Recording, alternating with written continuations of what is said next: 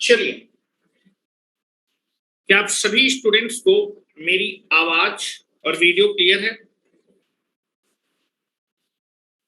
क्या आप सभी स्टूडेंट्स को मेरी आवाज और वीडियो क्लियर है? तो मेरे ख्याल से सभी को मेरी आवाज और वीडियो क्लियर होगी। तो आप देखेंगे कि नेक्स्ट टॉपिक हम लोग ने स्टार्ट किया था, दैट इज इनकैंडिसेंट लैंप, या फिर उसको हम लोग फिलामेंट लैंप भी बोलते थे। ठीक है, अब इनकैंडिसेंट लैंप में क्या होता है? इनकैंडिसेंट लैंप पे हम क्या करते हैं? इनकैंडिसेंट बॉडी लेते हैं। ठीक है, इनकैंडिसेंट बॉडी क्या होती है? वो बॉडी जिसको गर्म करने पे जो हमें क्या इमिट कर सके? प्रकाश को इमिट कर सके। ठीक है, मतलब एक ऐसी बॉडी जिसको गर्म करने पे प्रकाश दे सके, ऐसी बॉडी को हम लोग इनकैंडिसेंट बॉडी बोलते थे। ठीक है, लेकिन इनकैंडिसेंट बॉडी जो होती है वो लो टेम्परेचर में केवल और केवल क्या प्रोड्यूस करती है? हीट प्रोड्यूस करती है। मतलब अगर उसका टेम्परेचर, आवाज क्लियर नहीं आ रही? क्या आवाज और वीडियो में किसी को कोई दिक्कत है? क्या किसी को आवाज वाइब्रेशन कर रही है? मेरे ख्याल से सभी लोग बोल रहे हैं कि आवाज और वीडियो सही है, स्क्रीन क्लियर नहीं दिख रही है। मेरी साइड तो सब कुछ क्लियर है यार। वो है, कैसे तुम लोग कह रहे हो? जिसको भी कोई दिक्कत है तो आप लॉग आउट करके लॉग इन कर लीजिए। ठीक है, डिजिटल की क्लास नहीं अभी कुछ दिनों तक आपके लिए जो है। ठीक है, आपको डिजिटल की क्लास नहीं करनी है, you can be go for the fault and आपका यूटिलाइजेशन क्लास। मॉर्निंग में कल मैं आपकी कोशिश करूंगा इंडक्शन मशीन भी लेने की। ठीक है, चलिए, तो सबसे पहले आप देखेंगे जो इनकैंडिसेंट लैंप होगा, हम उसमें एक इनकैंडिसेंट बॉडी लेंगे। इनकैंडिसेंट बॉडी जो होती है जिसको गर्म करने पे वो हमें क्या कर सके? प्रकाश। लेकिन incandescent body low temperature range पे केवल हीट प्रोड्यूस करती है। लेकिन अगर हम उसका टेम्परेचर बढ़ा के काफी ज्यादा कर दें तो वो हीट के साथ साथ क्या भी प्रोड्यूस करती है? लाइट एनर्जी को भी क्या करती है? प्रोड्यूस करती है। ठीक है, और ये जो हाई टेम्परेचर होता है 1700 3000 डिग्री सेंटीग्रेड, अगर मैं इस इनकैंडिसेंट बॉडी का टेम्परेचर किसी तरह से लेके जाऊं तो मुझे हीट के साथ साथ लाइट भी मिलेगी। मतलब दोनों चीज मिलेगी। जो भी आप इनपुट में इलेक्ट्रिकल एनर्जी देंगे उसमें से कुछ पोर्शन हीट में कन्वर्ट हो जाएगा और कुछ पोर्शन लाइट में कन्वर्ट हो जाएगा। ठीक है, अब आप देखेंगे कि अगर मैं यहां पर बात करूं कि जो इनकैंडिसेंट बॉडी होती है, इनकैंडिसेंट लैंप में जो इनकैंडिसेंट बॉडी होती है, उस बॉडी के तौर पे हम क्या यूज करते हैं? Filament wire. और जो फिलामेंट वायर होता है उसका हमें टेम्परेचर ज्यादा चाहिए। टेम्परेचर के लिए हमें क्या चाहिए? हीट ज्यादा चाहिए, और हीट ज्यादा के लिए हमें उसका रेजिस्टेंस क्या रखना पड़ेगा?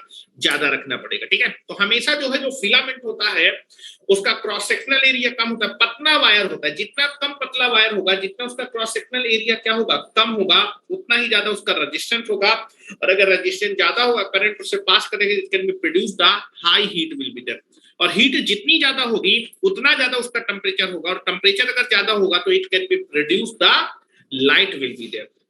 और जितना ज्यादा आप टेम्परेचर बढ़ाते ले जाएंगे उतनी ज्यादा इनकैंडिसेंट बॉडी आपका क्या करेगी? टेम्परेचर को प्रोड्यूस करेगी। ठीक है, चलो तो यहाँ पर हम बात करते हैं, यही सब चीजें मैंने आपको बताई थी यहाँ पर। और उसके बाद हम लोग ने कुछ प्रॉपर्टी देखी थी कि फिलामेंट, यहाँ पर लिखा था temperature of the filament wire.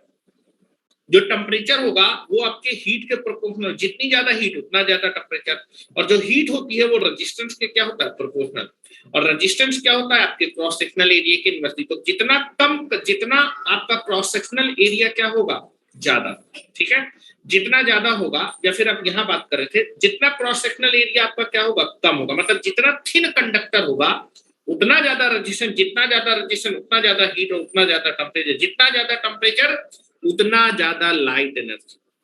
More temperature, जितना ज्यादा 1700 डिग्री सेंटीग्रेड से लेके 3000, 1700 डिग्री सेंटीग्रेड में कम लाइट, और जैसे जैसे टेम्परेचर और बढ़ाते जाएंगे लाइट का परसेंटेज बढ़ता जाएगा, हीट का परसेंटेज क्या होता जाएगा? कम होता जाएगा। ठीक है, अगर आपका जो है जो फिलामेंट है उसका टेम्परेचर कम है तो लाइट कम प्रोड्यूस करेगा और हीट ज्यादा प्रोड्यूस करेगा। दोनों प्रोड्यूस करता है हाई टेम्परेचर में।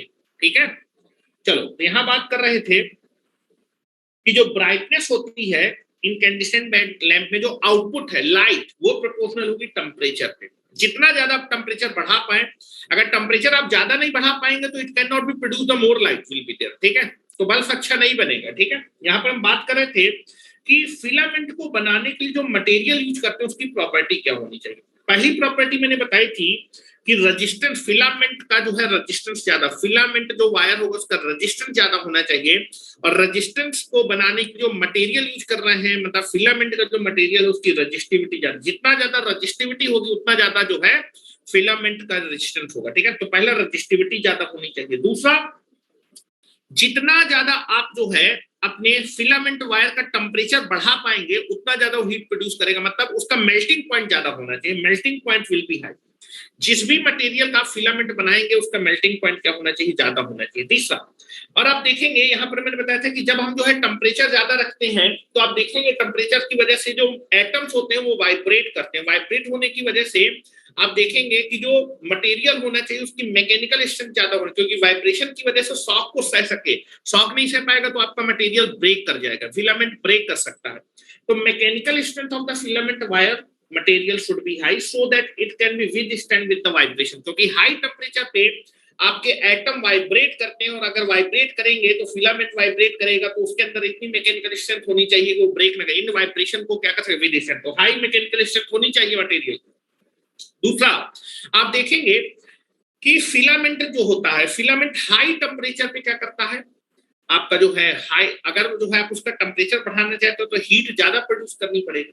ठीक है, हीट ज्यादा प्रोड्यूस मतलब हाई टेम्परेचर पे, हाई टेम्परेचर उसका रेजिस्टेंस आपका जो है बदलना नहीं चाहिए। अगर उसका रेजिस्टेंस बदल जाएगा तो हीट प्रोडक्शन बदल जाएगा, और हीट प्रोडक्शन बदल जाएगा तो उसका टेम्परेचर कम भी हो सकता है।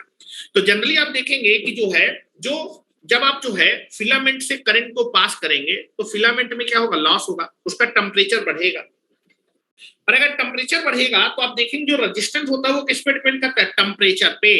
अगर टेम्परेचर ज्यादा हुआ, टेम्परेचर आपका क्या हुआ, ज्यादा हुआ, तो रेजिस्टेंस में चेंज आ सकता है।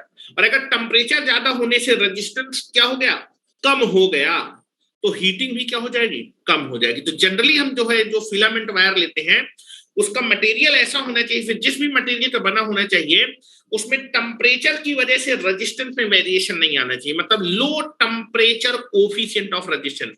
अगर मेरे टेम्परेचर में बदलाव हो रहा है तो रेजिस्टेंस में कोई ज्यादा बदलाव नहीं होना चाहिए, ऐसा मटेरियल यूज करते हैं। तो दैट इज ए, टेम्परेचर में अगर बदलाव है तो रेजिस्टेंस में बदलाव नहीं, क्योंकि हीट जो हीटिंग इफेक्ट है वो रेजिस्टेंस पे डिपेंड करे। अगर उसका रेजिस्टेंस बदल गया टेम्परेचर के बदलने से तो हीट प्रोडक्शन भी बदल जाएगा, हीट प्रोडक्शन बदल जाएगा तो टेम्परेचर भी बदल जाएगा, टेम्परेचर अगर बदल जाएगा तो टेम्परेचर, रेजिस्टेंस कम हुआ, टेम्परेचर कम हुआ तो लाइट ज्यादा प्रोड्यूस नहीं कर पाएगा। इसलिए हम एक ऐसा मटेरियल यूज करेंगे जो क्या होना चाहिए, जिसका जो कोफिशिएंट होना है, temperature coefficient of resistance, temperature में बदलाव होने से रेजिस्टेंस में कोई ज्यादा फर्क नहीं आना चाहिए। इसलिए जनरली हम जो मटेरियल यूज करते हैं फिलामेंट वायर को बनाने के लिए उसका क्या होना है, लो value of temperature coefficient. Temperature coefficient की वैल्यू क्या होनी चाहिए, कम। अगर टेम्परेचर कोफिशिएंट कम होगा तो टेम्परेचर में अगर बहुत ज्यादा भी बदलाव हुआ तो ये अगर कम है तो ये प्रोडक्ट बहुत कम आएगा, रेजिस्टेंस में बहुत कम वेरिएशन होगा, वो प्रैक्टिकली जीरो वेरिएशन होना चाहिए, no change in the resistance, लेकिन practically low value of the low temperature coefficient होना चाहिए। ठीक है, उसके बाद जो भी मटेरियल हम बनाएंगे उसकी लाइफ ज्यादा होनी चाहिए, डक्टाइल होना चाहिए, क्योंकि जो आपका फिलामेंट होता है वो वायर होता है। डक्टाइल मतलब क्या होना चाहिए, लचीलापन होना चाहिए, क्योंकि जब वाइब्रेशन होंगे तो अगर लचीला नहीं हो तो ब्रेक कर जाएगा। तो जो भी हम मटेरियल यूज करेंगे, फिलामेंट जिस भी मटेरियल का बना होना है वो डक्टाइल होना चाहिए, उसमें लचीलापन होना चाहिए। ठीक है, दूसरा आप देखेंगे कि जनरली आपका ऑक्सीडेशन नहीं होना चाहिए, मतलब ऑक्सीजन से रिएक्शन नहीं करना चाहिए। अगर मटेरियल ऑक्सीजन से रिएक्शन कर जाएगा तो उसमें जंग लग जाएगा, जिससे उसकी मैकेनिकल स्ट्रेंथ क्या हो जाएगी, कम हो जाएगी। तो जनरली फिलामेंट को बनाने के लिए जो मटेरियल यूज करते हैं उसका ऑक्सीडेशन नहीं होना चाहिए, ऑक्सीडेशन कम से कम होना चाहिए, प्रैक्टिकली तो जीरो होना चाहिए। दूसरा, आप देखेंगे मेल्टिंग पॉइंट तो ज्यादा होता है, लेकिन आप देखेंगे जैसे कार्बन होता है, कार्बन का मेल्टिंग पॉइंट होता है लगभग 3500 डिग्री सेंटीग्रेड के आसपास। ठीक है, लेकिन जब मैं कार्बन का फिलामेंट बनाऊंगा तो 1800 डिग्री सेंटीग्रेड पे क्या होने लगता है, वो वाष्प में कन्वर्ट, मतलब कुछ मटेरियल आपका कम होने लगता है, और वो आपका गलेगा 3500 में, लेकिन 1800 के बाद क्या होगा, कुछ मटेरियल आपका क्या होता जाएगा, कम वाष्पित होने लगेगा। तो ऐसा नहीं होना चाहिए, वर्किंग कंडीशन, वर्किंग टेम्परेचर लगेगा जिस टेम्परेचर पे आप वर्क करेंगे। अच्छी बात, तो बल्ब के अंदर तुमने कार्बन लगा दिया, 1800 डिग्री सेंटीग्रेड तक गर्म किया, उसके बाद वो वाष्पित होने लगेगा और आपकी कांच की जो आपकी बल्ब की दीवार है उसमें जमा होने लगेगा, तो बल्ब काला पड़ जाएगा, तो रोशनी नहीं मिलेगी। तो क्या मैं 1800 से ज्यादा डिग्री सेंटीग्रेड टेम्परेचर बढ़ाऊंगा क्या, 18 से ज्यादा नहीं बढ़ाऊंगा, क्योंकि 18 से ज्यादा बढ़ाओगे तो काला पड़ जाएगा बल्ब, तो रोशनी नहीं मिलेगी। तो जनरली आपका मेल्टिंग पॉइंट ज्यादा है, 3500 डिग्री सेंटीग्रेड तक बढ़ा सकते हैं, तब जाके वो गलेगा, लेकिन उतना तक हम बढ़ाते नहीं है, 1800 के बाद नहीं बढ़ाते, क्योंकि उसके बाद वो क्या होगा, वाष्पित होने। तो वर्किंग टेम्परेचर या फिर ऑपरेटिंग टेम्परेचर अलग होता है, मेल्टिंग पॉइंट अलग है। आपकी कोशिश है कि जो भी मैं आपका फिलामेंट बनाऊं उसका वर्किंग टेम्परेचर भी कैसा होना चाहिए, ज्यादा ज्यादा टेम्परेचर पे, मतलब जो है कम टेम्परेचर 1800-1900 डिग्री सेंटीग्रेड में वाष्पित ना होने लगे, ऐसा मटेरियल हो, आप उसके मेल्टिंग पॉइंट के आसपास तक उसको ऑपरेट कर पाए। तो ऑपरेटिंग टेम्परेचर भी कैसा होना चाहिए, ज्यादा होना चाहिए। मेरी बात समझ रहे हैं? ठीक है। नेक्स्ट, यहां पर हम बात कर रहे थे लो वेपर प्रेशर। एक चीज यहां पर सुनिए, लो वेपर प्रेशर का मतलब है कि जब भी हम बल्ब जो है बनाएंगे, हेलो, जब भी हम लैंप बनाएंगे तो लैंप के अंदर हमेशा क्या करते हैं, हम लोग वैक्यूम क्रिएट करते हैं। वैक्यूम का मतलब होता है कि आपके बल्ब के अंदर की जो एयर है उसके प्रेशर को कम कर देंगे, और जितना प्रेशर कम होगा आपके बल्ब के अंदर, जितना भी प्रेशर कम होगा उतना ही वो कम इवेपोरेट होगा, मतलब वाष्पित कम होगा। अगर आपके बल्ब के अंदर प्रेशर आपने ज्यादा रखा है, मतलब मान लो जो है बल्ब है का जो आपका जो बल्ब बनाते हैं फिर लैंप बनाते हैं, उसके अंदर हम क्या करते हैं, अगर प्रेशर मान लो मैंने एटमॉस्फेरिक प्रेशर के आसपास, that is high pressure, vacuum का प्रेशर बहुत कम होता है, 10⁻⁻⁴ के आसपास होता है शायद, ठीक है, इसको देख लेंगे अभी। तो अगर मैं प्रेशर ज्यादा रखूंगा तो आपका जो है जो फिलामेंट का मटेरियल है वो जल्दी इवेपोरेट होने लगे, कम टेम्परेचर में इवेपोरेट होने लगे।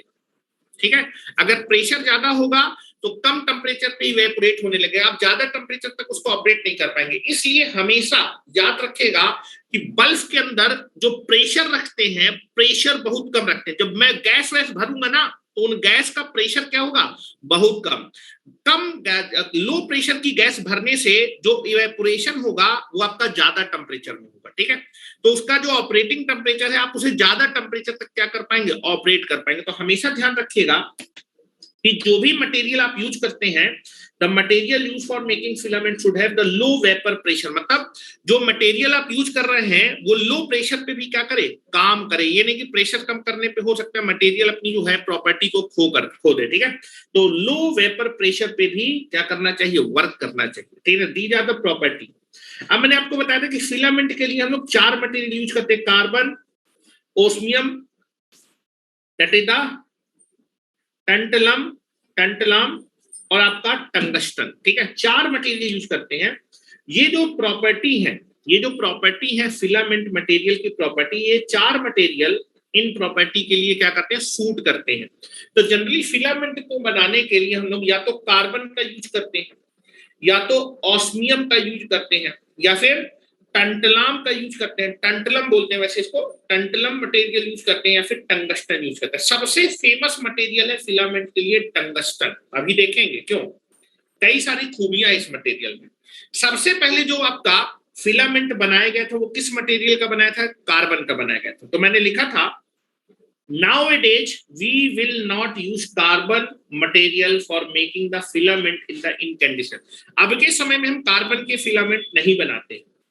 The melting point of the carbon material is approximately 3500 degree. इसका जो है जो मेल्टिंग पॉइंट होता है वो 3500 डिग्री सेंटीग्रेड के आसपास क्या करता है, मेल्ट कर जाता है। लेकिन इसका जो वर्किंग या फिर operating temperature 1800 degree, 1800 degree centigrade तक ही हम इसका टेम्परेचर बढ़ा पाते हैं। उसके बाद होता क्या है, अगर मैं 1800 डिग्री सेंटीग्रेड से ज्यादा इसका टेम्परेचर बढ़ाऊंगा बल्ब के अंदर, अगर मैं कार्बन का फिलामेंट लगाऊंगा और जैसे ही मैं 1800 डिग्री सेंटीग्रेड से ज्यादा इसका टेम्परेचर बढ़ाऊंगा तो जो फिलामेंट मटेरियल है ना कार्बन, कार्बन आपका क्या होगा, इवेपोरेट, वाष्पित होने लगेगा। मतलब जो टंगस्टन के वो बनाने के लिए कार्बन, वो कार्बन धीमे धीमे क्या होगा, भाप में कन्वर्ट होगा, मतलब कम होने लगेगा। टंगस्टन का मतलब जो आपका फिलामेंट है उसमें मटेरियल कम होता जाएगा, और वो मटेरियल भाप या फिर वाष्पित होकर कहां पर जमा हो जाएगा, आपके बल्ब की दीवारों पे। और बल्ब की दीवारों पे जब जमा हो जाएगा तो काला कर देगा बल्ब की दीवारों पे, तो आपको आउटपुट नहीं मिलेगा, प्रकाश नहीं मिलेगा।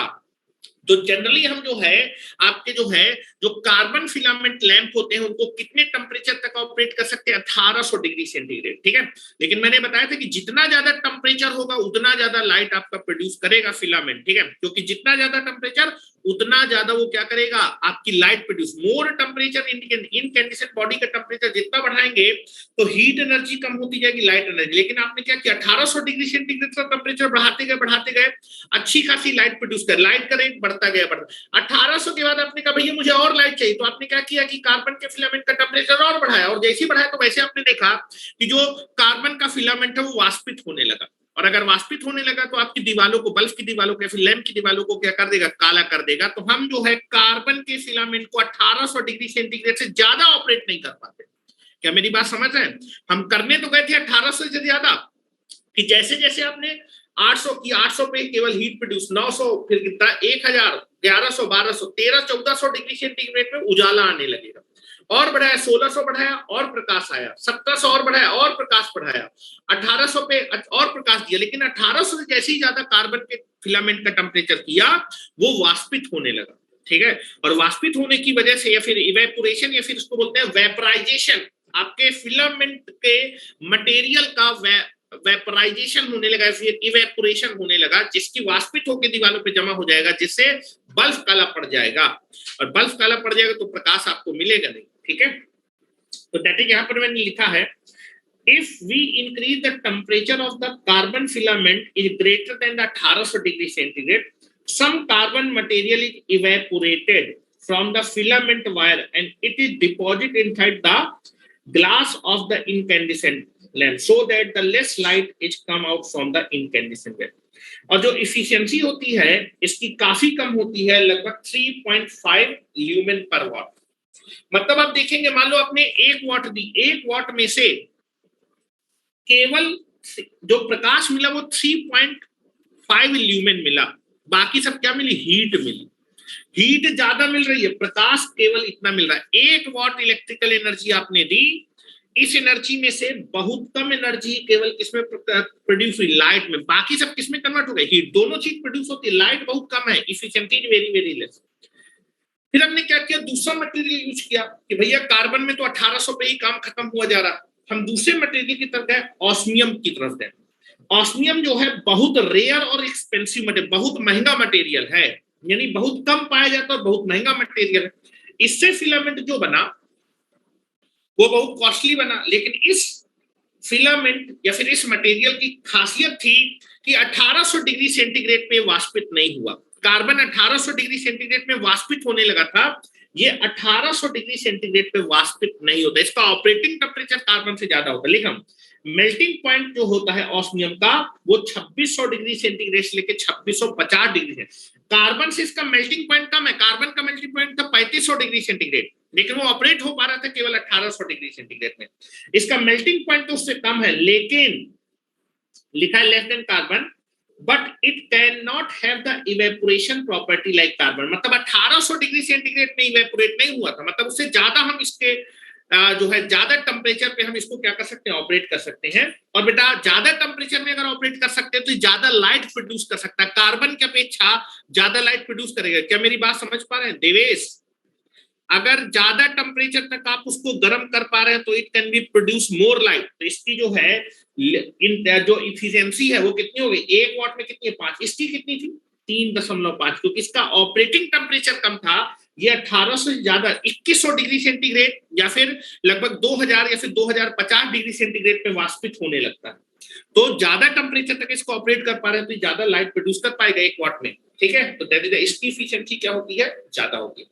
नेक्स्ट हम लोग बात कर रहे थे टंटलम की, टंटलम, ठीक है, टंटलम, ठीक है। चलो इसमें लिखने स्टार्ट करते हैं। जो टंटलम होता है इसका जो है जो मेल्टिंग पॉइंट होता है, अच्छा ये जो है टंटलम जो है ऑस्मियम से सस्ता मटेरियल है, इसका ऑपरेटिंग टेम्परेचर भी इससे थोड़ा सा ज्यादा है, लेकिन इसकी भी जो है जो इसका मेल्टिंग पॉइंट इससे थोड़ा सा ज्यादा है, लेकिन इसका जो ऑपरेटिंग टेम्परेचर है वो कार्बन से ज्यादा है, लेकिन लगभग किसके बराबर है, ऑस्मियम के बराबर है। तो लगभग इसकी भी इफिशियंसी इतनी ही आएगी, लेकिन ये कार्बन से बेटर मटेरियल है, लेकिन उससे थोड़ा सा महंगा भी है, ठीक है। बल्ब ने नॉर्मल एयर, भैया बल्ब में नॉर्मल एयर भर दोगे ना तो आयनाइजेशन हो जाएगा, रिएक्शन कर जाएगा, ठीक है, जलेगा नहीं। ठीक है, लो आपको प्रेशर, क्योंकि आप देखेंगे जितना ज्यादा प्रेशर भरेंगे ना तो कम आपका जो है टेम्परेचर पे क्या हो जाएगा, इवेपोरेट कर जाएगा। ठीक है, उतना टेम्परेचर तक आप बढ़ा ही नहीं पाएंगे, 800-900 डिग्री सेंटीग्रेड में वो क्या कर जाएगा, कार्बन जो है फिलामेंट आपका इवेपोरेट कर जाएगा। जब तक 13-14-1500 डिग्री सेंटीग्रेड टेम्परेचर नहीं बढ़ाओगे तब तक वो प्रकाश नहीं देगा। तो नॉर्मल एयर पे काम नहीं चलता। कौन है ये विकास वर्मा? कहाँ है विकास वर्मा? शकल नहीं दिख रही इसकी। वेयर इज विकास? कहाँ हो? शकल दिखाओ, शकल। हाँ विकास, मेरी बात समझे कि आपका जो नॉर्मल एयर होती है उसका प्रेशर होता है 1 एटमॉस्फेयर। ये प्रेशर काफी ज्यादा है। इस प्रेशर पे जब आप उसका टेम्परेचर बढ़ाना स्टार्ट करेंगे तो 900 या फिर आपका 1000 डिग्री सेंटीग्रेड पे ही आपका फिलामेंट इवेपोरेट करने लगेगा। लेकिन प्रकाश प्रोड्यूस करने के लिए कितना टेम्परेचर चाहिए? 1600-1700 डिग्री सेंटीग्रेड के आसपास, तब जाके प्रकाश।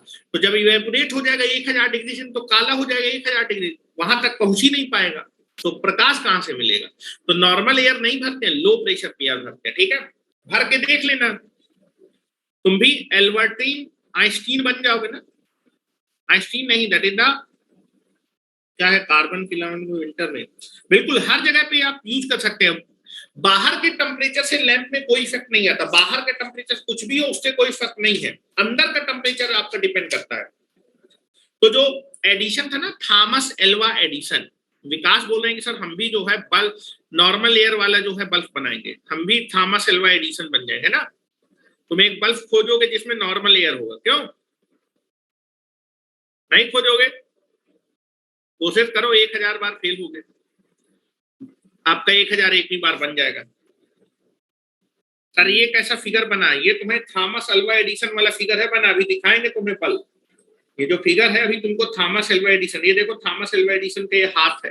अभी डिस्कस करेंगे, कहे परेशान हो, तुमको फिगर से पढ़ाएंगे पूरा यूटिलाइजेशन, क्योंकि मुझे टेक्निक आ गई कैसे फिगर लेके आया जाता है इसमें। ठीक है, तो फिगर में जो है बना बना के दिखाएंगे। चलो ठीक है, लिखने जा रहे हैं, टेंटलम के बारे में लिखने जा रहे हैं। टेंटलम के बारे में लिखे।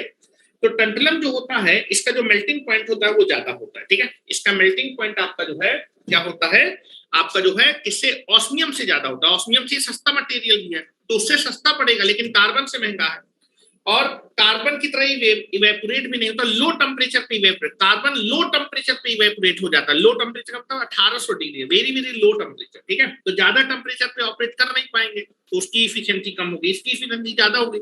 लगभग ये 2050 डिग्री सेंटीग्रेड के आसपास इवेपोरेट होता है। लिख रहा हूं मैं, देखें टंटलम के बारे में लिखिए। The melting point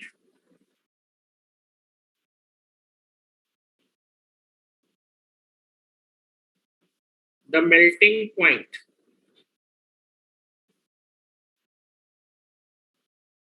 of the tantalum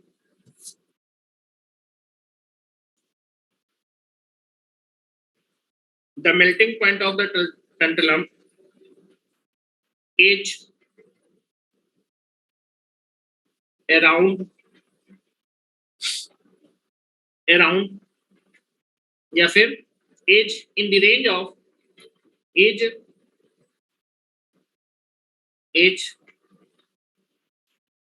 in the range of 2800 degree centigrade से लेके 2850 degree centigrade.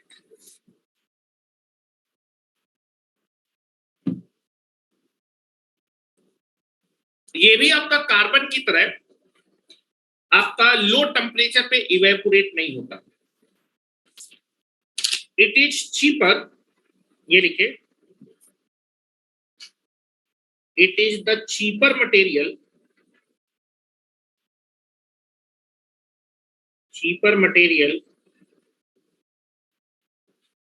as compared to osmium।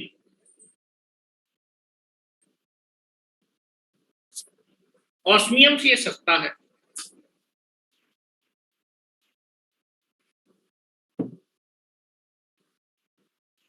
Next point लिखें, it cannot be evaporated. It cannot be evaporated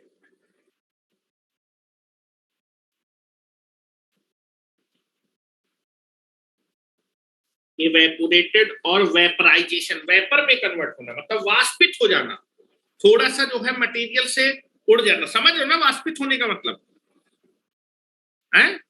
हाँ, और उसी को बोलते हैं that is the vaporisation.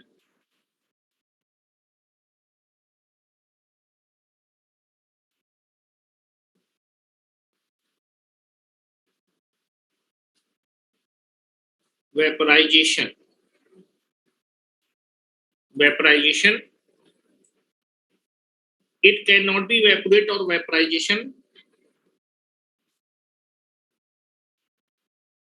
it cannot be vaporization or evaporated or vaporization at low temperature। Low temperature का मतलब है 1800 degree centigrade, like carbon.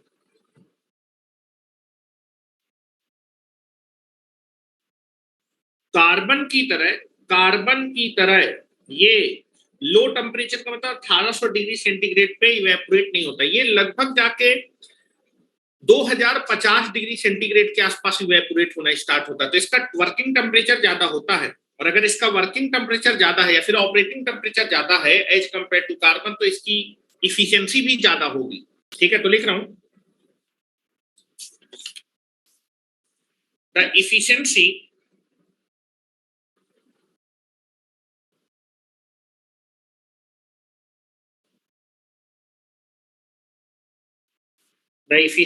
of tantalum filament lamp. और ये जितनी भी चीजें मैं बता रहा हूँ वैक्यूम के लिए बता रहा हूँ, वैक्यूम में सारी की सारी इफिशियंसी है।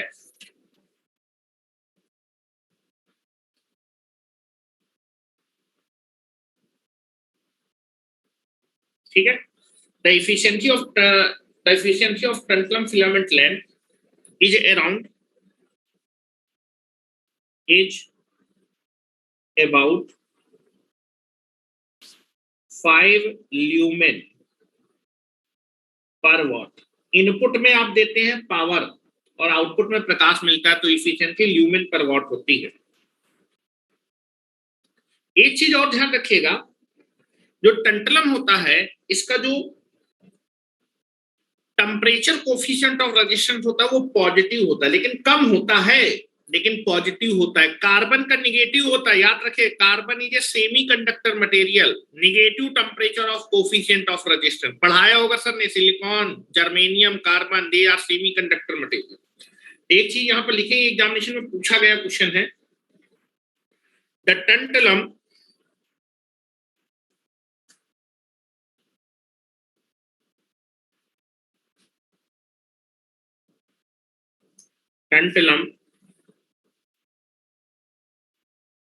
is having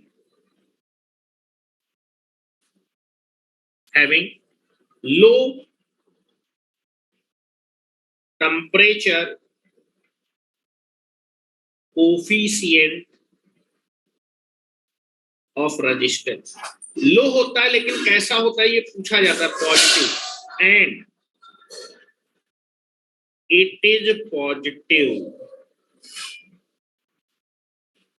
it is positive, that means tantalum show positive coefficient of temperature, positive temperature coefficient of resistance, temperature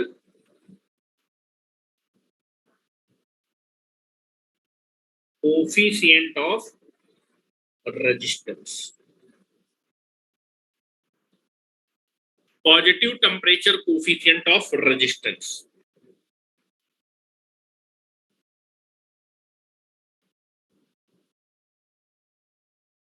उसमें भी जाके लिखे, ऑस्मियम में भी ये पॉइंट लिखा दो, ऑस्मियम का भी जो है temperature coefficient of resistance positive होता है,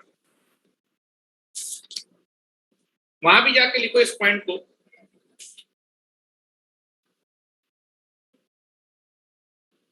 लिख लिया क्या तुम लोगों ने? लिखते हो चलो, बिल्कुल थ्योरेटिकल सब्जेक्ट है जो है, इसमें कुछ गणित पढ़ित नहीं है। जो पॉइंट है वो आपको याद करने पड़ेंगे, किस तरीके से याद कर रहा हूं मैं आपको समझाने की कोशिश कर रहा हूं, और कुछ हो नहीं सकता इसमें, है ना।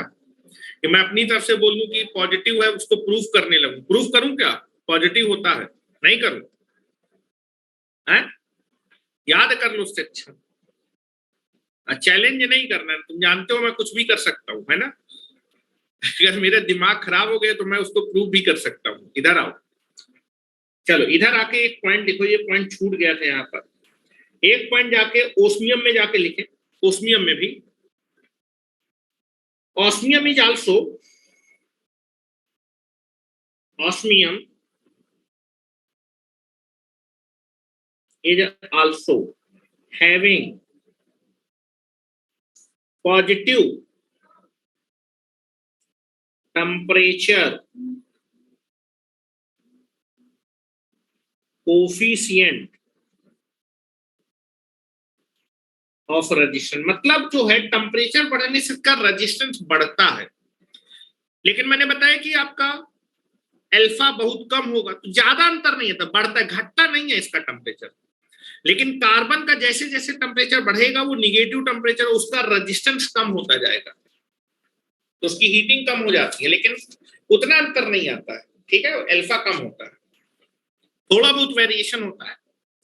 इनके सबके पॉजिटिव होते हैं, केवल एक ही आपका जो है टंगस्टन, एक ही फिलामेंट का मटेरियल जिसका निगेटिव, वो कार्बन है। याद रखिएगा, कार्बन ही एक ऐसा मटेरियल है जिसका जो है temperature coefficient of resistance negative है।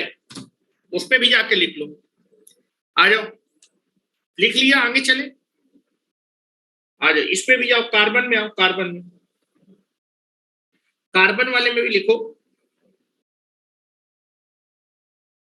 Carbon is having negative temperature coefficient of resistance। इसका टेम्परेचर बढ़ने में रेजिस्टेंस कम होता है, लेकिन ज्यादा कोई अंतर नहीं आता, ठीक है। चलिए नेक्स्ट लास्ट मटेरियल की तरफ चलते हैं, टंगस्टन, जो कि सबसे ज्यादा यूज किया जाता है।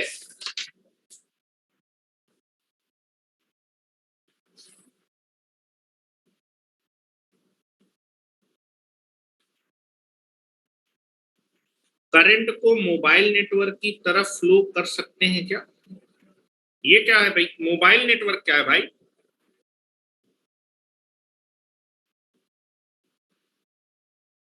कुलदीप यादव,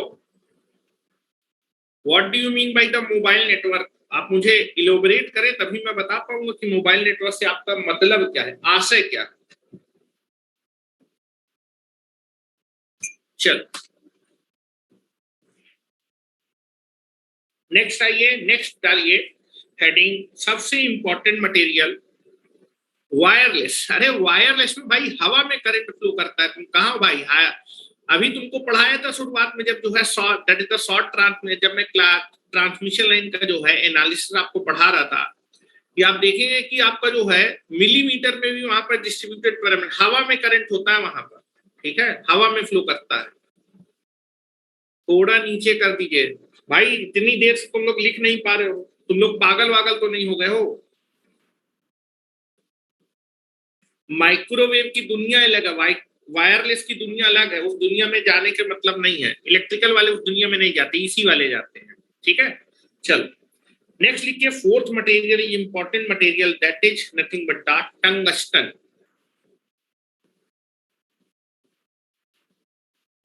देखें, टंगस्टन,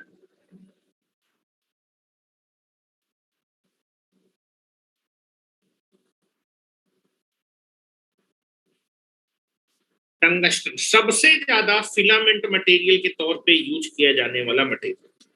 तो पहला पॉइंट लिखेंगे, now it is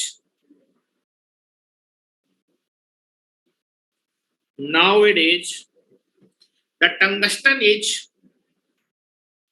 nowadays the tungsten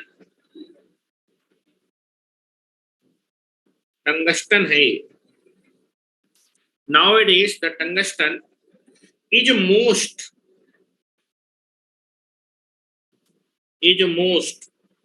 commonly used material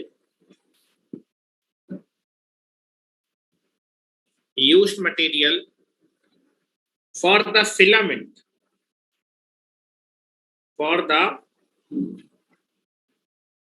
filament in the incandescent lamp.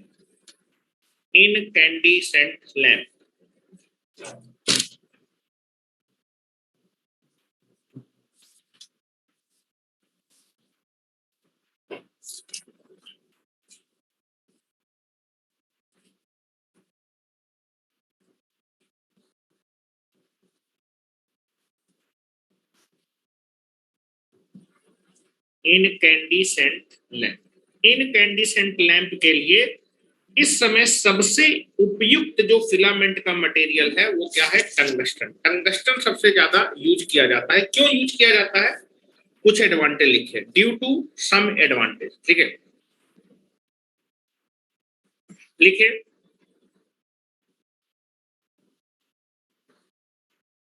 The property of tungsten, या फिर लिखिए important property of tungsten material for the filament, या फिर ये लिखिए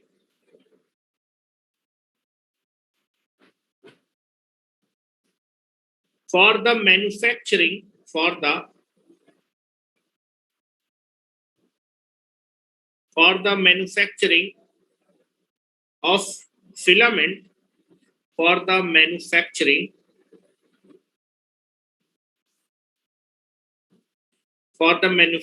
of filament for the manufacturing of filament some important property for the manufacturing of filament, some important property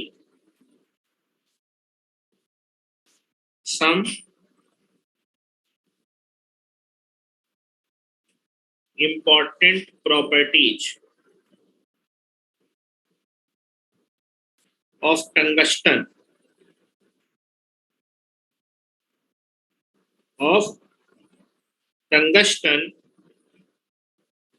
material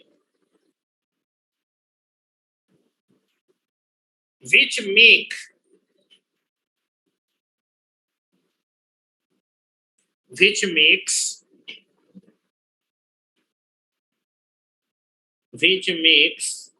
tungsten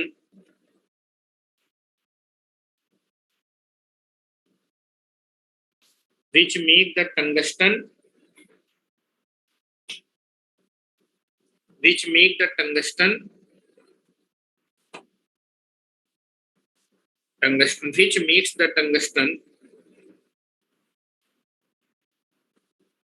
is useful, which makes the tungsten is suitable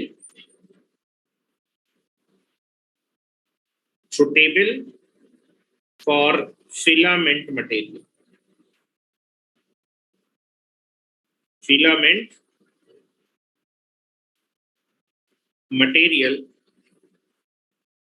which makes the tungsten is suitable for filament material.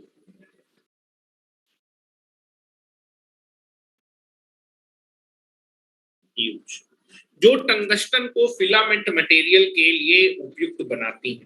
पहली property लिखें, first property.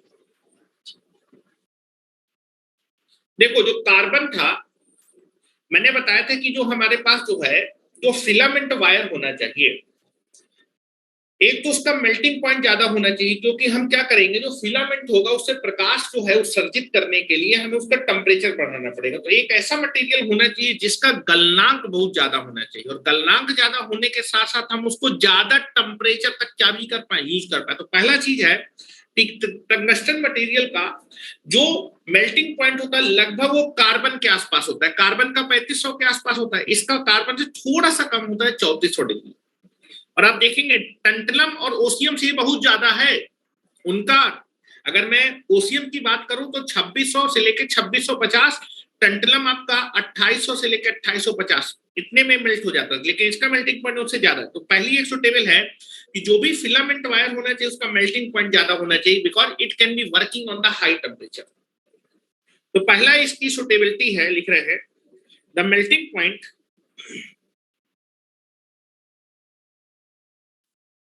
the melting point of the tungsten, the melting point of tungsten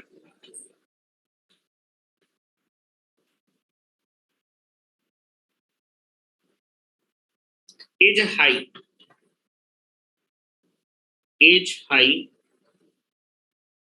and it is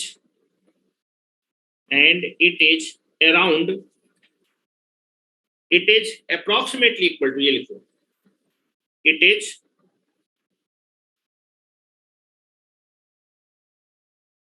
approximately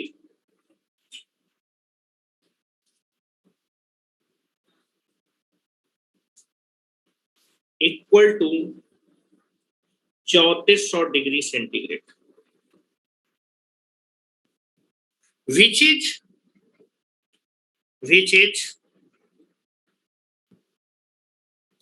near to the melting point of carbon, which is closer to, लिखिए, which is closer to the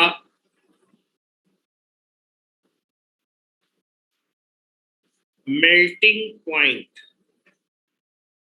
of carbon, which is closer to the melting point. melting point कितना था carbon का, 3500 degree centigrade, which is closer to the melting point of carbon। ठीक है, carbon के melting point के आसपास होता है इसका। पहली एक खासियत इसकी है कि मेल्टिंग पॉइंट हाई। दूसरा, इसका ऑपरेटिंग टेम्परेचर कैसा है, ज्यादा है कार्बन से ज्यादा। कार्बन लगभग कितने टेम्परेचर तक ऑपरेट होता है, 1800 डिग्री से के बाद वो वाष्पित होने लगता है, लेकिन ये लगभग आपका 2100 या फिर 2150 डिग्री सेंटीग्रेड पर वाष्पित होता है। अगर वैक्यूम है तो वैक्यूम पे कार्बन 1800 डिग्री सेंटीग्रेड पे वाष्पित होता है, लेकिन ये आपका लगभग 2100 डिग्री सेंटीग्रेड से लेके 2150 डिग्री सेंटीग्रेड के आसपास वैक्यूम में वाष्पित होता है। इसीलिए वैक्यूम जो हमारे लैंप बनाए गए थे वो लगभग आपका उनका ऑपरेटिंग टेम्परेचर 2100 डिग्री सेंटीग्रेड या फिर 2150 था। अगर उनका ऑपरेटिंग टेम्परेचर बढ़ाना था, वाष्पित होने से रोकना था, तो उसमें हमने क्या की थी, गैस फिल की थी, इनर्ट गैस, आर्गन, नाइट्रोजन, जिससे कि उनका प्रेशर कम हो जाए। लो प्रेशर पे गैस भी थी, जिससे वो जो आपका वेपराइजेशन होता है वो आपका और ज्यादा टेम्परेचर पे होता है, और जितना ज्यादा टेम्परेचर आप बढ़ा ले जाएंगे उतना आपका जो है ज्यादा प्रकाश इमिट कर पाएगा। ठीक है, तो अभी आगे पढ़ेंगे, गैसियस लैंप पैम्प अभी पढ़ने हैं। ठीक है, तो नेक्स्ट पॉइंट लिख रहा हूं, आपका जो है, जो आपका इवेपोराइजेशन या फिर वाइपराइजेशन की प्रॉब्लम थी कार्बन में। कार्बन लगभग 1800 डिग्री सेंटीग्रेड पे वाष्पित होता था, लेकिन ये 1800 डिग्री सेंटीग्रेड पे वाष्पित होता ही नहीं है, ये उससे बहुत ज्यादा, मतलब 2100 डिग्री सेंटीग्रेड या फिर 2150 डिग्री सेंटीग्रेड। तो अगर 1800 में कंपेयर करूंगा तो कार्बन आपका वाष्पित होगा, लेकिन इसमें वाष्पन या फिर वेपोराइजेशन नगण्य होगा, निगलेक्टेड, कुछ भी 1800 डिग्री सेंटीग्रेड में तो कुछ होता ही नहीं, केवल प्रकाश निकलता है, लेकिन कार्बन आपका वाष्पित होने लगेगा, बल्ब आपका काला पड़ जाएगा, लेकिन इसमें कुछ भी फर्क नहीं आएगा। ठीक है, so that is a very very good property. तो लिखा हो बेटा, एट 1800 डिग्री सेंटीग्रेड, या फिर ये लिख रहा हूं, at 1800 degree centigrade at 1800 degree centigrade temperature,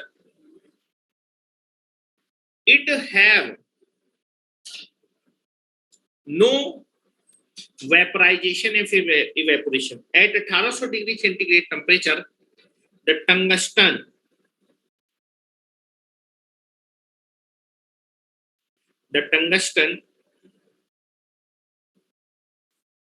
filament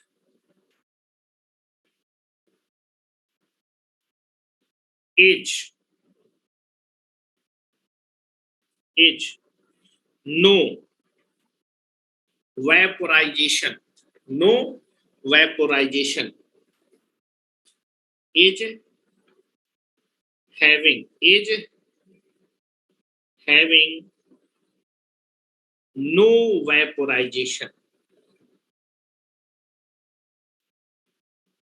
vaporization or evaporation.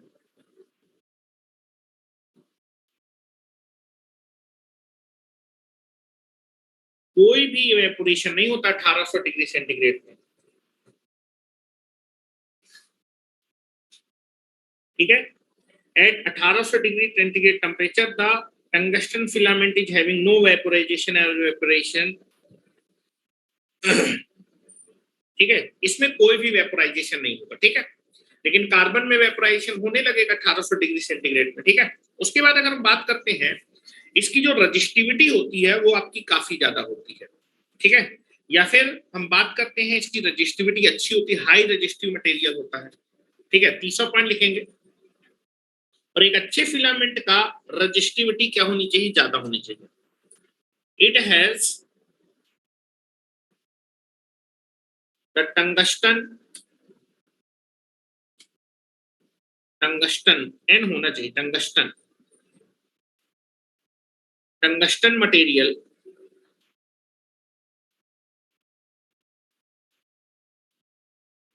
is having high resistivity भी इसकी अच्छी खासी होती है। अच्छा, ये किससे बना होता है? इसकी रजिस्टिविटी हाई होती है, लेकिन इससे करंट भी बड़ी आसानी से फ्लो कर जाता है। क्यों फ्लो कर जाता है?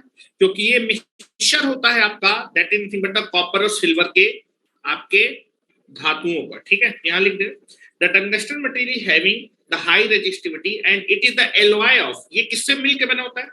And it is the alloy of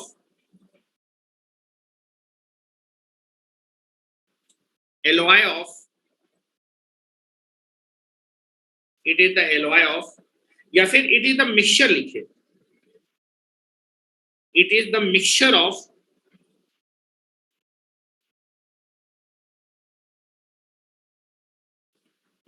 of copper and aluminium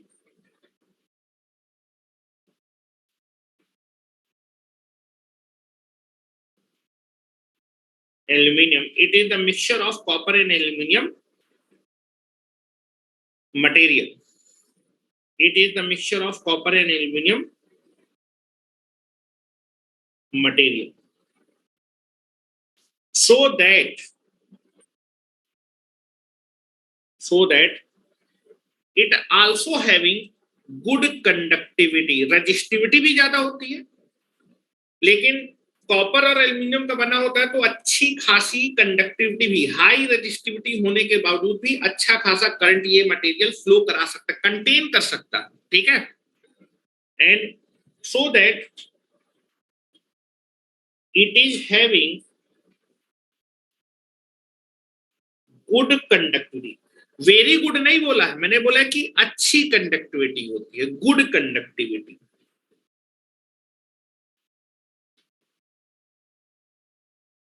good conductivity, और साथ ही साथ आपका एल्यूमिनियम आपका काफी नरम एलिमेंट होता है, तो एल्यूमिनियम कॉपर को मिला के जब बनाएंगे तो ये काफी लचीला मटेरियल बनेगा, ठीक है। उसको बोलते हैं that is the malleability, malleability means लचीलापन। It is having the good conductivity and and malleability.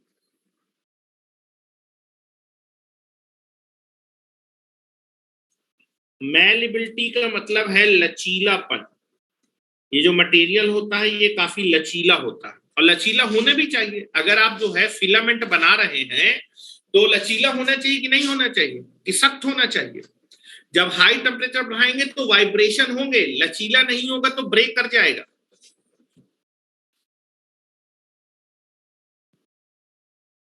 लचीला, मैलिबिलिटी का मतलब होता है लचीला। या फिर हिंदी में इसके लिए एक वर्ड यूज करते हैं, आघात वर्ध। तुम लोग हिंदी के स्टूडेंट हो तो मतलब समझ रहे होगे। हाँ, लेक्चर अपलोड कर दूंगा अभी वर्ड का, लचीला और आघात वर्ध। आघात वर्ध, ठीक है। This is the important thing. जो चीजें मैं लिख रहा हूं बिल्कुल ध्यान से समझते चाहिए। एक तो इसकी टंगस्टन मटेरियल की रजिस्टिविटी अच्छी होती है, दूसरा ये आपके कॉपर एल्यूमिनियम लाइक मटेरियल का मिक्सचर होता है, ठीक है। आपके कॉपर एल्यूमिनियम के जो एलॉय होते हैं उनको मिला के जो है बनाया जाता है, तो जिससे इसके इसमें करंट भी पास करना आसान होता है। मतलब टंगस्टन का जो मेरे पास फिलामेंट होगा ना, रजिस्टिविटी ज्यादा होगी, हीट ज्यादा प्रोड्यूस करेगा, और करंट भी अच्छा खासा ये क्या करेगा, कंटेन। ये नहीं बहुत अच्छी कंडक्टिविटी होगी, ये नहीं बोला मैं, बोला कि करंट को आसानी से कैरी कर सकता है। मेरा कहने का मतलब ये है, ठीक है। आघात वर्थ, ये भैया मेलेबिलिटी मीन्स होता है लचीला। मुझको जो समझ में आया मैंने बता दिया। किताबों में ये लिखा रहता है आघात वर्थ, इसका मतलब मुझको नहीं आता। मेलेबिलिटी मुझे ये समझ में आता है कि मतलब होता है लचीलापन, ठीक है। मेरी बात समझ रहे हैं ना। आम चाल की भाषा में आघात वर्थ को आप लचीलापन से रिलेट कर सकते हैं, ठीक है। चलो चौथा पॉइंट लिखें। चौथा पॉइंट लिखेंगे, क्योंकि आप देखो जो है, जो कॉपर होता है उसकी मैकेनिकल स्ट्रेंथ कैसी होती है। हेलो, कॉपर की मैकेनिकल स्ट्रेंथ कैसी होती है, ज्यादा होती है। तो कॉपर से मिलकर बना होता है, ठीक है। तो इसकी जो मैकेनिकल स्ट्रेंथ है बहुत अच्छी होती है, वाइब्रेशन को बड़ी आसानी से झेल लेता है। चौथा पॉइंट लिखेंगे, the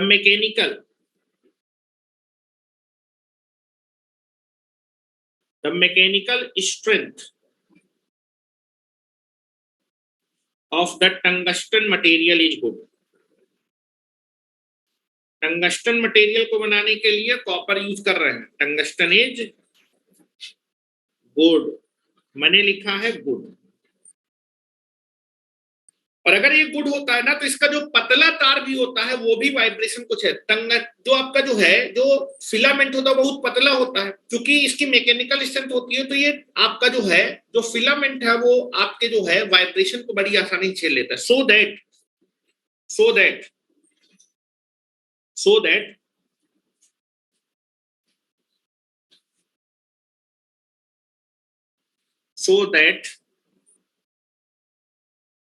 so that tungsten filament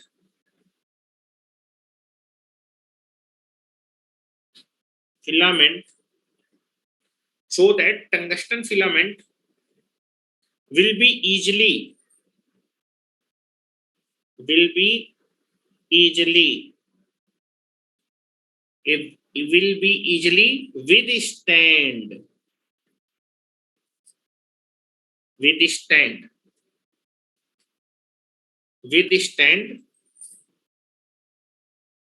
with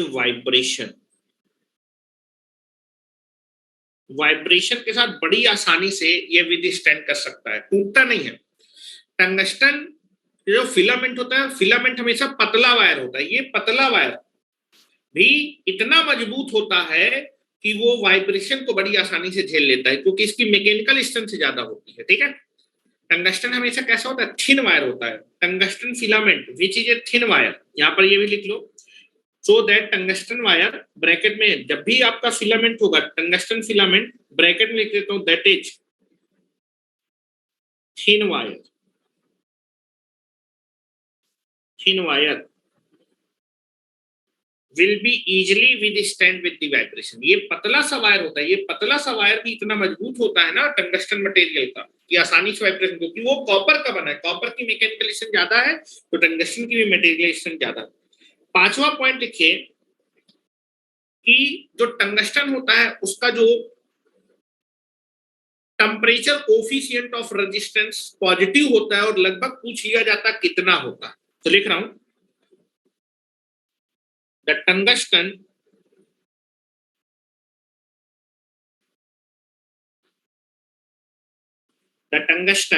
material is having positive temperature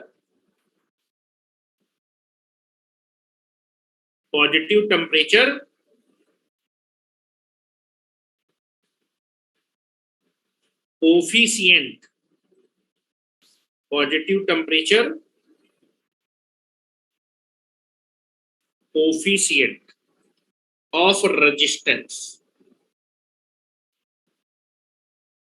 which is approximately equal to, जिसको हम लोग अल्फा से रिप्रेजेंट करते हैं, जिसको पॉजिटिव टेम्परेचर कोएफिशिएंट को अल्फा से, which is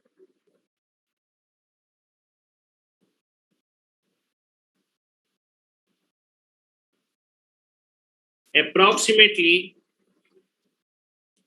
equal to 0.005। इसका पॉजिटिव टेम्परेचर को देख लो कितना कम होता है।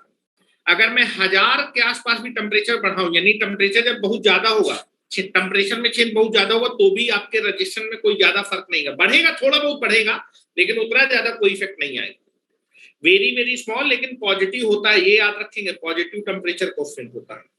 और जनरली आप देखेंगे इसका जो ऑपरेटिंग टेम्परेचर होता है वो आपका लगभग 2100 डिग्री सेंटीग्रेड के आसपास होता है। इस टेम्परेचर पे इसकी जो, अच्छा ही बताओ इसका ऑपरेटिंग टेम्परेचर सबसे ज्यादा बता रहा हूं ना, तो सबसे ज्यादा इफिशिएंसी किस फिलामेंट की हुई? टंगस्टन वाले फिलामेंट की, क्योंकि जितना ज्यादा टेम्परेचर तक आप अपने मटेरियल अपने फिलामेंट का बढ़ा पाएंगे, जितने ज्यादा टेम्परेचर तक उसको वर्क करा पाएंगे उतनी ज्यादा वो लाइट, क्योंकि जितना ज्यादा टेम्परेचर उतना कम हीट और उतना लाइट ज्यादा प्रोड्यूस करेगा, तो इसकी जो इफिशिएंसी होती है ज्यादा होती है। लिख रहा हूं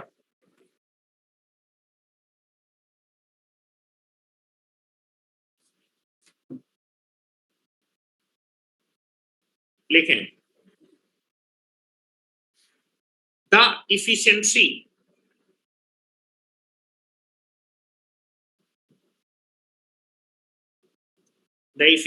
of tungsten filament lamp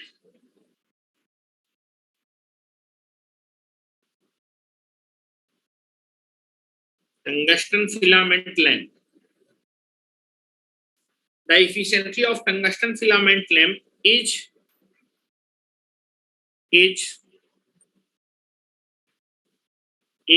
lies from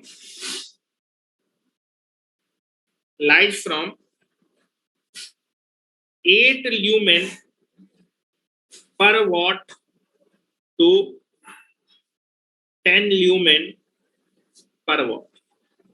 इसकी इफिशिएंसी लगभग इसके बीच में होती है, एक रेंज लिखा है मैंने, 8 ल्यूमेन पर वॉट से लेकर 10 ल्यूमेन पर वॉट होती है, के बीच में होती है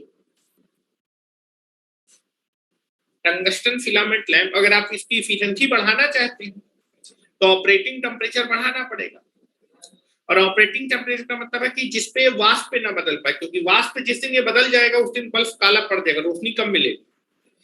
तो अगर मैं इसको जो है वैक्यूम पे रखूंगा तो लगभग 2100 डिग्री सेंटीग्रेड पे वाष्प में बदलने लगता है, लेकिन अगर आपको इसको ज्यादा टेम्परेचर पे वाष्प पे बदलना है ऑपरेटिंग टेम्परेचर, आप इसमें क्या करेंगे, गैस भरने लगेंगे।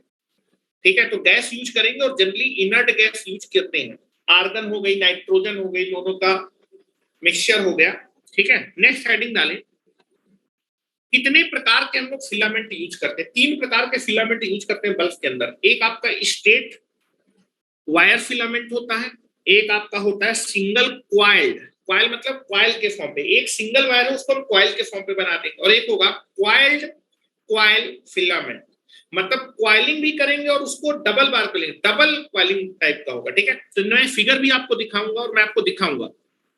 हाँ, इसका वर्किंग टेम्परेचर अगर मैं वैक्यूम में बात करूं लगभग 2100 या फिर 2150 डिग्री सेंटीग्रेड के आसपास होता है, ठीक है, लिख लीजिए।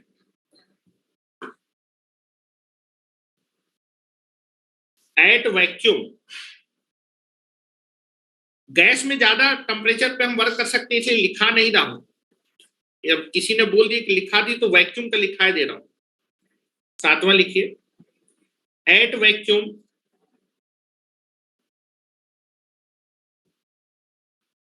at vacuum it can be operated at vacuum। ये वर्ड इंपॉर्टेंट है, ये याद रखिएगा जो मैंने लिखा है। कहां के बारे में मैं बात कर रहा हूं? वैक्यूम के बारे में बात कर रहा हूं। इस जगह पे वैक्यूम पे जो आपका टंगस्टन होता है उसका ऑपरेटिंग या फिर working temperature at vacuum, the operating और working temperature of the tungsten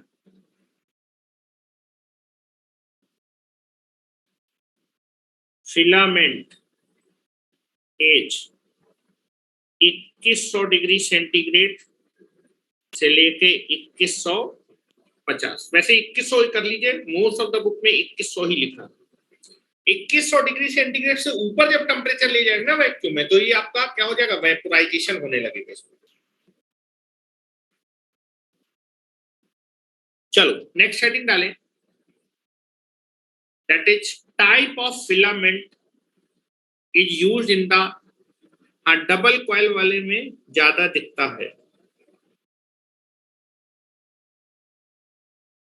double coil वाला अभी देखते हैं, डबल कॉइल क्या समझते हो तुम उसका मतलब। चलो नेक्स्ट हेडिंग डालें, type of filament used in the incandescent के अंदर जो हम फिलामेंट यूज कर रहे हैं, ये तो मालूम चलेगा कि टंगस्टन का बना होगा, लेकिन किस किस प्रकार का फिलामेंट होगा वो देखने वाले। यूज्ड इन द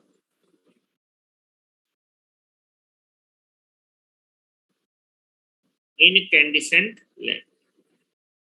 टाइप हम लोग पढ़ने जा रहे हैं फिलामेंट वायर, फिलामेंट जो हम यूज कर रहे हैं उसके type of filament used in the incandescent lamp. पहला जो आपके पास होता है, पहला जो हम यूज करते हैं, तीन प्रकार के फिलामेंट हम यूज कर सकते हैं। एक होता है single wire filament, single wire filament.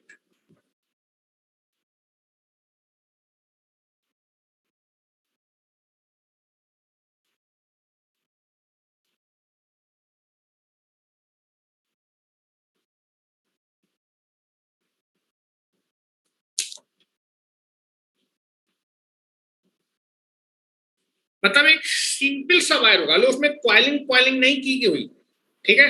मतलब एक सीधा सा वायर ले लेंगे हम लोग फिलामेंट के तौर पर, ठीक है, सिंगल वायर फिलामेंट, जो कि बहुत छोटे बल्ब में। इसको मैं देखो फिगर दिखा देता हूँ आपको सिंगल वायर का।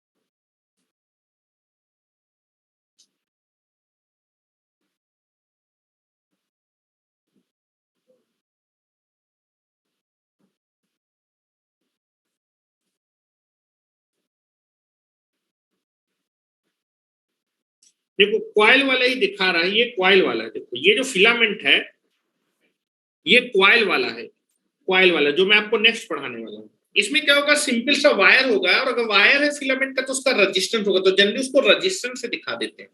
मतलब एक सॉलिड वायर है, उसी को हम लोग ने फिलामेंट के तौर पे लगा दिया, उसको ऐसे हमने क्वाइलिंग नहीं की है, ये क्वाइलिंग वाला है, ये क्वाइलिंग वाला है, ठीक है, इट इज ए क्वाइलिंग, ठीक है, जो कि नेक्स्ट आने वाला है।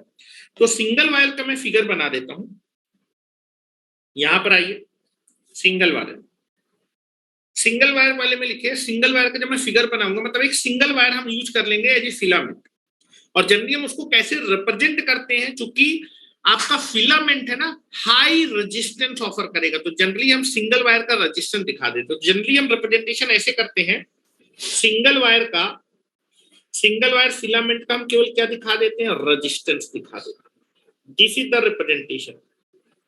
यहां पर मैंने इसको क्वाइलिंग नहीं की, इस तरह नहीं बना रहा हूं, हेलो, ये नहीं बना रहा हूं, ये आपका क्वाइल वाला होगा, सिंगल क्वाइल फिलामेंट, ठीक है, ये क्वाइल, इसमें क्वाइलिंग नहीं करते, इसमें केवल वायर लेते हैं और वायर का क्या होगा, रेजिस्टेंस दिखाते हैं, ठीक है।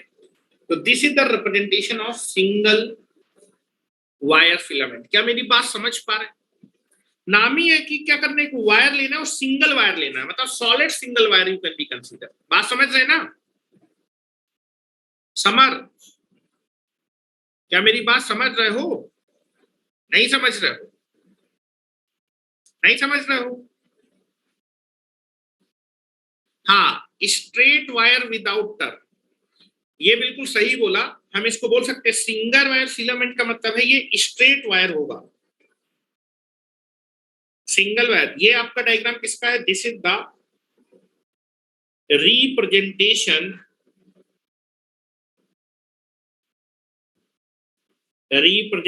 Of single wire filament, single wire filament. और सिंगल वायर फिलामेंट को आप बोल सकते हैं, सिंगल वायर फिलामेंट का मतलब straight wire, straight wire filament without turn. ये चीज ध्यान रखिएगा, ये अच्छा टर्म, विदाउट टर्न्स। इसका दूसरा नाम है straight wire filament, single wire filament, या फिर इसका दूसरा नाम है स्ट्रेट वायर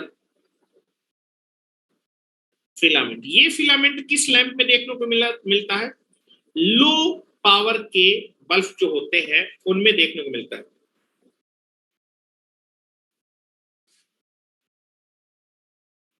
लेकिन it is used in the low what lamp. हाँ, क्वाइल क्यों लेते हैं, ये आपका क्वेश्चन अच्छा है। क्वाइल हम इसलिए लेते हैं क्योंकि अगर टर्न करेंगे, अच्छे बताओ, अगर मेरे पास स्ट्रेट वायर होगा तो ये बल्ब के अंदर जो मेरे पास जो भी गैस वैस भरी होगी उसके टच में ज्यादा आएगा, अगर टच में ज्यादा आएगा तो उतना ज्यादा इसके टेम्परेचर में क्या होगा, लॉस होगा। अच्छा ये बताओ, अगर मेरी बॉडी का टेम्परेचर है, अगर मैं किसी चीज को, मेरी बॉडी किसी भी चीज में ज्यादा टच करेगी तो आपका हीट ज्यादा ट्रांसफर होगा, तो टेम्परेचर में लॉस हो जाएगा, और टेम्परेचर में अगर लॉस हो जाएगा तो उतनी लाइट वो प्रोड्यूस नहीं कर पाएगा। तो हम क्या करते हैं, क्वाइलिंग करते हैं, क्वाइलिंग करते हैं। तो आपका क्वाइलिंग करने से क्या होता है कि एक तो आपका जो है, देखो अगर मान लो मेरे पास जो है क्या होगा कि अगर आपको जो है बेटा रजिस्टेंस, एक तो आप देखेंगे टेम्परेचर बढ़ाने के लिए रजिस्टेंस ज्यादा चाहिए, रजिस्टेंस ज्यादा के लिए लेंथ ज्यादा चाहिए। अगर मैं स्ट्रेट वायर लूंगा तो ज्यादा रजिस्टेंस पैदा करने के लिए ज्यादा वायर चाहिए, ज्यादा वायर के लिए आपको ज्यादा बड़ा बल्ब बनाना पड़ेगा। लेकिन अगर मैं इसी को क्वाइल के फॉर्म में कन्वर्ट, तो एक बड़ी लेंथ को मैं छोटी सी जो है लेंथ में क्या कर दूंगा, कन्वर्ट कर दूंगा। मतलब एक बड़ी लेंथ को आप छोटी सी डिस्टेंस में रखने के लिए क्वाइलिंग करते हैं। और क्वाइलिंग करने का और फायदा है कि क्वाइलिंग करने से जो आपका सरफेस एरिया है वो बाहर वाले एटमॉस्फेयर, मतलब बल्ब के अंदर जो गैस है उससे कम कांटेक्ट में आएगा। अगर गैस के कांटेक्ट में वो कम होगा, ठीक है, तो आपका जो टेम्परेचर में जो लॉस होगा वो क्या होगा, कम होगा। क्योंकि अगर आप जो है स्ट्रेट वायर में आप देखेंगे ज्यादा पॉइंट आपके एटमॉस्फेयर का जो बल्ब के अंदर जो गैस होगी, मान लो गैसियस बल्ब के बारे में बात करें, जितना ज्यादा स्टेट उतना ज्यादा गैस के एटम उसके सरफेस से क्या करेंगे, टच करेंगे। तो आपका जो है टच करने की वजह से हीट ट्रांसफर ज्यादा होगा, ठीक है। हीट अगर ट्रांसफर ज्यादा होगा तो उसका टेम्परेचर उतना ज्यादा राइज नहीं हो पाएगा, that heat loss will be more. उस हीट लॉस को कम करने के लिए और रेजिस्टेंस को बढ़ाने के लिए, क्योंकि resistance is proportional to length. जैसे मान लो मुझे अगर दो, दैट इज अगर मैं बात करूं दैट इज 100 मीटर तो ज्यादा हो जाएगा। आप मान लीजिए मेरे पास 5 मीटर का वायर, मुझे अगर मैं 5 मीटर का वायर लूं स्ट्रेट में तो ज्यादा लंबा होगा। उसी को अगर मैं क्वाइल फॉर्म में लपेट दूं तो कम डिस्टेंस में, कम एरिया पे मेरा 5 मीटर वायर आ जाएगा। तो कम डिस्टेंस पे आप ज्यादा लेंथ क्या कर पाएंगे, आप प्रोड्यूस कर पाएंगे। जितनी ज्यादा लेंथ होगी आपके मटेरियल के फिर फिलामेंट की, उतना ज्यादा वो रेजिस्टेंस ऑफर करेगा। मोर रेजिस्टेंस मोर लेंथ, जितनी ज्यादा लेंथ उतना ज्यादा रेजिस्टेंस, क्योंकि आपको रेजिस्टेंस ज्यादा से ज्यादा रखना पड़ रहा है। तो बल्ब का साइज तो हम बढ़ा नहीं सकते कि इतना बड़ा बल्ब बना, बल्ब तो इतना सा होता है, इतने में से आपको ज्यादा लेंथ का कंडक्टर लगाना है तो आप क्वाइलिंग कर देंगे, ठीक है। और क्वाइलिंग करने से हाँ क्या हुआ, हाँ बिल्कुल, हाँ एयर का टच। ये बताओ कोई चीज है, ये बताओ जैसे मान लो कोई चीज सीधी सीधी जा रही है, ठीक है, और कोई चीज घूम के जा रही है, घूम के जा रही है, तो जनरली आपसे अगर बताया जाए कि आपका जो है किस, अगर कोई चीज टेढ़ी मेढ़ी जा रही, टेढ़ी मेढ़ी ऐसे घूम घूम के जा रही है, तो वो ज्यादा टच करेगी, उसका सरफेस एरिया ज्यादा एक्सपोज होगा बाहर वाले वातावरण के लिए, ही कम एक्सपोज होगा। एक्सपोज का मतलब कि जो बल्ब के अंदर जो गैस भरी है उसके एक्सपोजर में सरफेस, अगर मेरी कोई चीज सीधी है तो एक्सपोजर ज्यादा होगा, और कोई चीज अगर घूम के गई है तो उसका एक्सपोजर क्या होगा, कम होगा।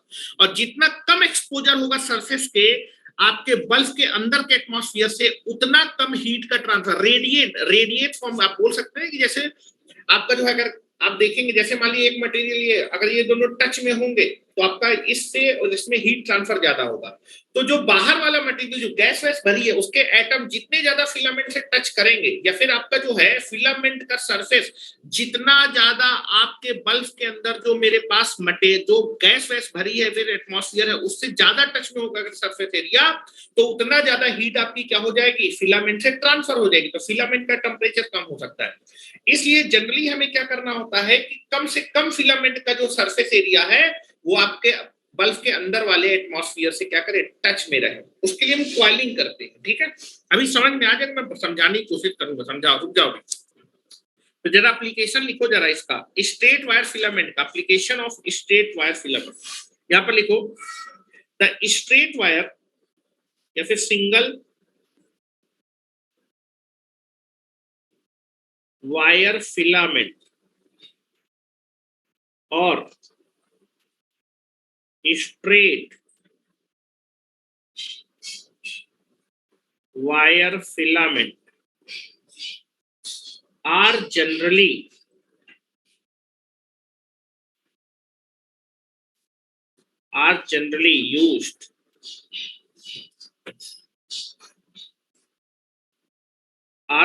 used for low watt lamp,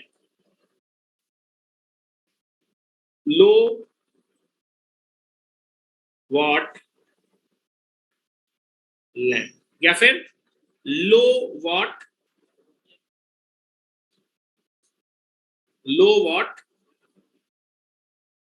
vacuum lamp लिखे, वैक्यूम लैंप जिनमें हम कुछ नहीं भरते, लो वॉट वैक्यूम लैंप। मतलब जो है जो बात करेंगे, जैसे लो वाट का मतलब हो गया कि आपका 0 वाट का बल्ब, पहले जो 0 वाट के बल्ब आते तो उसमें स्ट्रेट वायर, अब तो क्वाइलिंग वाला भी आने लगा, ठीक है। आपके समय में तो क्वाइलिंग वाला, तो पहले के जमाने में 0 वाट के फिर लो वाट के बल्ब होते थे, 10 वाट का बल्ब, 5 वाट का बल्ब, तो उसमें हमेशा क्या करते थे, स्ट्रेट वायर या फिर सिंगल वायर फिलामेंट यूज कर लेते थे। नेक्स्ट लिखे, नेक्स्ट लिखे दूसरा, नेक्स्ट होगा that is single coiled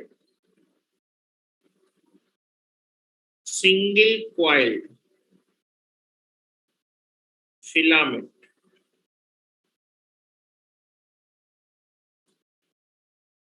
single coiled filament, ये आपने देखा होगा मोस्ट ऑफ द बल्ब में ये यूज होता है, मोस्ट ऑफ द बल्ब जो आप देखते हैं उसमें ये यूज होता है। ठीक है, तो इसको कल करते हैं, फिर मैं कल फिगर विगर इसका जो है आपको नेट से छाट के जो है आपको दिखा दूंगा। ठीक है, अब यूटिलाइजेशन की क्लास आप बिना कहे जो है आप शाम को अपना जो है आईडी पासवर्ड आ जाएगा, उसको आप देख लीजिएगा। ठीक है, चलो थैंक यू वेरी मच। किसी को कोई दिक्कत हो तो बताओ। जब तक मैथ्स की क्लास है तब तक फॉल्ट आपकी क्लास जो है ऑनलाइन है। ठीक है, किसी को दिक्कत तो नहीं है?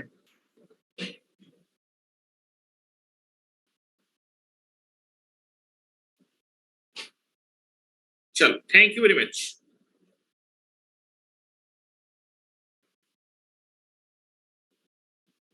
चलो तो आज के लिए इतना ही रखते हैं। Thank you very much.